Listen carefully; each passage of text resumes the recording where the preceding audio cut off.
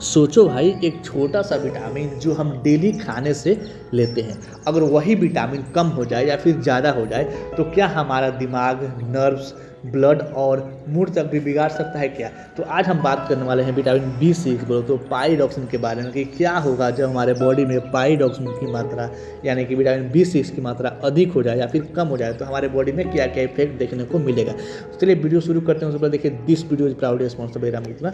सबसे पहले हम बात करेंगे क्या होगा जब हमारे बॉडी में विटामिन B6 कम हो जाए। जब हमारे बॉडी में विटामिन B6 की डिफिशियंसी हो जाती है ना, तो नर्वस सिस्टम जो होता है वो डिस्टर्ब हो जाता है। जैसे विटामिन B6 जो होता है ना, नर्व्स के लिए बहुत ही इंपॉर्टेंट होता है, ठीक है। अगर विटामिन B6 की कमी हो जाती है ना, तो झुनझुनी होने लगता है, नंबनेस, बर्निंग सेंसेशन और स्पेशली हाथ और पैर में ये सब फील होता है, ठीक है। उसके बाद जो हमारे दिमाग का जो केमिकल जो होता है ना, वो इम्बैलेंस हो जाता है। जैसे विटामिन B6 जो होता है ना, वो न्यूरोट्रांसमीटर बनाने में हेल्प करता है, ठीक है। जैसे सेरोटोनिन हो गया, डोपामिन या फिर गाबा हो गया। गाबा का पूरा नाम क्या हो गया, आप चाहे तो कमेंट करके बता सकते हैं, अभी मुझे याद नहीं आ रहा है, ओके। अगर आपको पता हो तो बता दीजिए। उसकी अगर इसकी कमी रहती है ना विटामिन B6 की यानी कि पाइरोक्सिन की कमी रहती है ना, तो डिप्रेशन, इरिटेबिलिटी और कन्फ्यूजन तक भी हो सकता है। उसके बाद से हम देखेंगे थर्ड नंबर पॉइंट कि सीजर्स का भी रिस्क बढ़ सकता है। जैसे सीवियर विटामिन B6 की डिफिशियंसी में जो हमारा ब्रेन है ना, ओवर एक्साइटेड हो जाता है, स्पेशली बेबीज और एल्कोहलिक यूजर में फिट भी आ सकता है। मतलब जो अल्कोहल कंज्यूम करते हैं या फिर जो बेबीज होते हैं, इनमें ज़्यादा मतलब फिट भी आ सकता है, ओके। उसके बाद से हम बात करेंगे फोर्थ नंबर पॉइंट कि ब्लड में एनीमिया हो सकता है। जैसे मतलब ब्लड में क्या हो सकता है, एनीमिया का भी रिस्क हो सकता है। जैसे क्या होगा, विटामिन B6 जो होता है ना, हीमोग्लोबिन बनाने में बहुत बढ़िया रोल प्ले करता है, मतलब बहुत अच्छा रोल प्ले करता है, ठीक है। अगर इसकी कमी हो जाए ना विटामिन B6 की, तो जो हमारा है माइक्रोसिस्ट हो सकती है, मतलब माइक्रोसिस्ट एनीमिया हो सकती है, ठीक है, या फिर वीकनेस हो सकता है। और पेल स्किन, मतलब हमारी जो स्किन है वो फीका हो सकती है और थकान भी हो सकता है, ठीक है। ऐसा लगता है अरे यार क्या करें। उस वजह से हमारा कुछ इम्यूनिटी जो होता है ना वो वीक हो जाती है। जैसे विटामिन B6 डिफिशियंसी से वाइट ब्लड सेल जो होता है ना वो कम काम करता है, ठीक है, जिसके कारण इन्फेक्शन जो होता है वो जल्दी हो जाती है और हीलिंग जो होती है वो स्लो हो जाती है, ठीक है। उसके बाद से हम बात करेंगे 6 नंबर पॉइंट की स्किन और जो हमारी लिप्स है ना वो डैमेज होती है। जैसे कॉमन साइन होता है, जैसे क्या होगा, चियोलोसिस, मतलब जो हमारा होठ है ना वो फटने लगता है। ये वही लिखा है ना, चेलोसिस जो भी लिखा हो प्रोनाउंसिएशन करा दीजिएगा। उसके बाद से आपका लिखा है ग्लोसिस्टिस, मतलब कि हमारा जो जीभ है ना वो लाल हो जाती है और कुछ पेनफुल होने लगता है, ठीक है।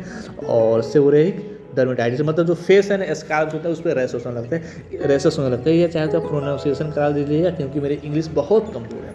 उसके बाद से हम बात करेंगे 7 नंबर पॉइंट की, जो हार्मोनल और मेटाबॉलिक प्रॉब्लम होने लगती है। जैसे विटामिन B6 जो होता है ना, प्रोटीन मेटाबॉलिज्म और हार्मोनल रेगुलेशन करता है, और कम हो जाए ना हमारे बॉडी में, इसकी कमी हो जाती है ना, तो ये PMS सिंड्रोम वर्सन करता है। PMS का पूरा नाम क्या है, इसको PMS का फुल फॉर्म क्या है, आप चाहे तो कमेंट करके बता सकते हैं, अभी मुझे याद नहीं आ रहा है। 4-5 पॉइंट मैंने बताया हूँ जो कि आप मुझे नहीं याद आ रहा है, अगर आपको याद है तो कमेंट करके बता सकते हैं। उसके बाद से थायराइड एयर मेटाबॉलिज्म भी डिस्टर्ब हो सकता है, ठीक है। उसके बाद से हम बात करेंगे 8 नंबर पॉइंट की, हार्ट डिजीज का भी रिस्क जो होता है ना इनडायरेक्टली बढ़ता है। जैसे विटामिन B6 जो होता है ना, हीमोसिस्टीन को कंट्रोल करता है। अगर इसकी कमी रहती है ना, हीमोसिस्टीन बढ़ जाता है। हीमोसिस्टीन शायद में देखना पड़ेगा, इसका मुझे अभी नहीं याद आ रहा है क्या होगा, ठीक है। और हार्ट डिजीज का भी रिस्क और हार्ट स्ट्रोक का भी रिस्क जो होता है वो बढ़ जाता है, ठीक है।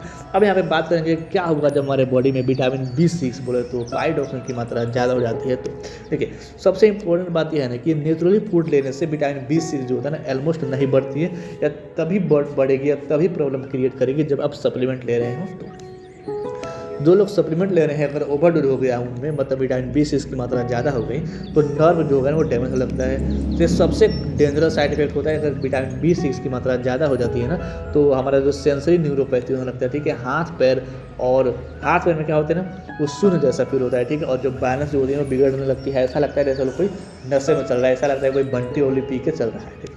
उसके बाद से हम बात करेंगे 2 नंबर पॉइंट की, मतलब चलने में प्रॉब्लम होता है। वही मतलब ऐसा लगता है पेशेंट को लगता है मतलब सीधी लाइन में चलना मुश्किल हो जाता है और गिरने का भी रिस्क रहता है, और कोऑर्डिनेशन जो होता है वो लॉस हो जाती है। मतलब जो शराब पीकर लोग नहीं चलते हैं, पीले वो मेरा राजा भाई, मतलब जो शराब पी के नहीं चलते वो ऐसा फील होने लगता है, ठीक है।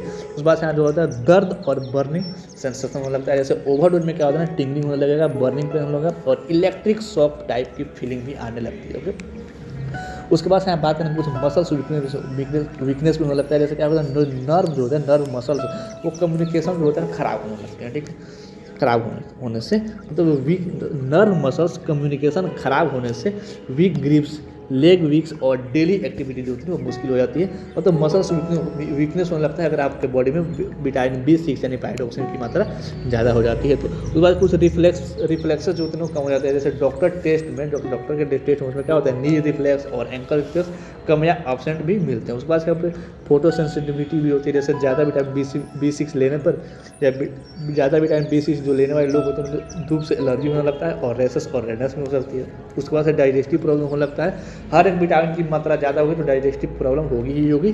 कोई सा भी न्यूट्रिशन आप ले रहे हैं अगर ज़्यादा हो गया आपके बॉडी में तो डाइजेस्टिव प्रॉब्लम होगा, जैसे नोजिया, हार्टबर्न या एब्डोमिनल में डिस्कम्फर्ट भी हो सकता है, ठीक है। उसके बाद से ये जो होता है ये जो वाला जो डैमेज है ना ये कभी कभी हो सकता है और जो होता है रिवर्सिबल नहीं होता, मतलब ये इरिवर्सिबल होता है। जैसे आपका क्या होगा, सबसे स्केरी मतलब डरावना जो बात है ना वो क्या होगा, लॉन्ग टर्म में ओवरडोज से नर्व डैमेज जो होता है ना परमानेंट क्या होता है, परमानेंट क्या होता है वो मतलब कि खराब हो सकता है, नर्व डैमेज हो सकता है परमानेंट, ठीक है।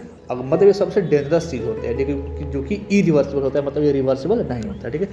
कुछ सेफ रेंजेस होते हैं, हर एक चीज़ का सेफ रेंजेस होता है। जैसे एडल्ट रिक्वायरमेंट जो होती है ना पाइरोक्सिन यानी कि विटामिन B6 की 1.3 से 1.7 mg पर डे तक आप ले सकते हैं लगभग, लेकिन सप्लीमेंट के थ्रू कम ही ले, जैसे कि आपका हो गया 1 mg हो गया या फिर 0.5 mg हो गया, इतना ही ले, क्योंकि कुछ चीज़ें तो खाने में मिलती हैं, ठीक है। अब अधिक से अधिक मतलब कि 100 mg पर डे तक ले सकते हैं, लेकिन ये ज़्यादातर जो कि मतलब डायबिटीज़ वाले जो पेशेंट होते हैं उनमें ज़्यादातर चलता है, या फिर जो नर्व वाले पेशेंट होते हैं उनमें ज़्यादातर चलता है, ठीक है। बाकी ऐसे आप खाने से भी ले सकते हैं, लेकिन अगर 200 से 500 mg पर डे ले रहे हैं तो ये डेंजरस है आपके लिए, आपके बॉडी के लिए।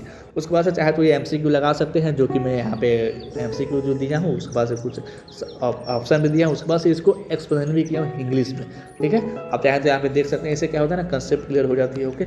और अगर आपको कहीं लगा हो कि नहीं यहाँ पे गलत इन्फॉर्मेशन दिया गया तो आप कमेंट करके बता सकते हैं। मिलते हैं कल एक नए टर्म, तब तक के लिए thanks for watching this video.